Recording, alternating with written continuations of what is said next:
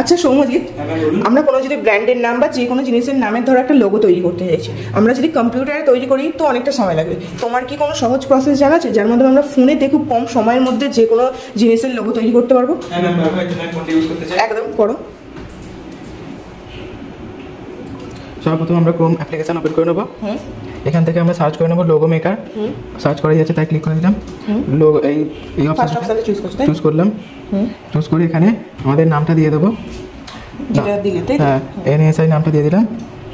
এই অপশনে তীর চিহ্নে ক্লিক করলে আমাদের কেমন কিসের মানে কি অপশন চুজ করবে, বিভিন্ন ধরনের অপশন দেখতে পাচ্ছি, সেই অপশন চুজ করতে পারো। হ্যাঁ, কন্টিনিউ করলাম।